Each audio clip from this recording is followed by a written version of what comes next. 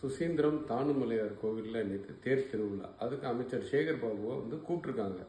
நான் கேட்குறேன், இந்து சமய அறநிலையத்துறை அமைச்சருக்கு ஒரு கோவிலோட திருவிழாவில் என்ன வேலை? இவர் போனான்னா சாமியை கும்பிட்டோமா வந்தமான்னு இருக்கணும். ஆக்சுவலி ஸ்பீக்கிங் அறநிலையத்துறையோட வேலை என்னன்னா, உள்துறையில் அவங்களுக்கு எந்த சம்மந்தமும் கிடையாது. அவங்க கோவிலோட ஓனர் கிடையாது. கோவிலை நிர்வகிக்கிற மேனேஜ் பண்ற ஒரு ஆள், அவ்வளவுதான். அப்போ உங்களை கோவிலில் இருக்க தர்கார் கூப்பிட்டாருன்னா ஒரு கண்ணியத்தோடு நடந்துக்க வேணாமா? ஒரு அமைச்சருங்கிற முறையில் ஒரு மரியாதையா நடக்க வேணாமா? ஒரு அராஜகம் இருக்கு, நீ வாட உன்னை இழுத்து போட்டு அடிப்பேன், யாரா அது அங்க, இதெல்லாம் என்னது பேச்சு?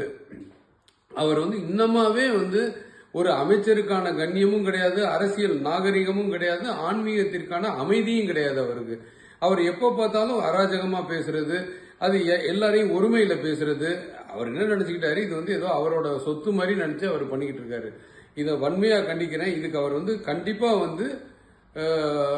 மன்னிப்பு கேட்டே ஆகணும். இதை வருத்தம் தெரிவிச்சே ஆகணும் இந்த விஷயத்துக்கு. அதாவது என்ன ஒரு இது பாருங்க, தேரை இழுக்கிறதுக்கு உன்னை கூப்பிட்டாங்க, நீங்க வந்தீங்க, தேரை இழுத்தமா போனமான்னு இருக்கணும். அதுவும் பக்தர்களை நீங்க அவ்வளவு நேரம் காக்க வச்சீங்க, சொன்ன டயத்துக்கு வரல.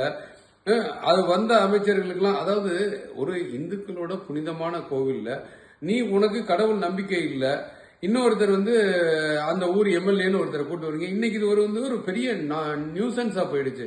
அத்தனை அரசியல் கட்சி தலைவர்களும் உடனே பார்த்தா எம்பி எம்எல்ஏ எல்லா கட்சி தலைவர்கள் தான்.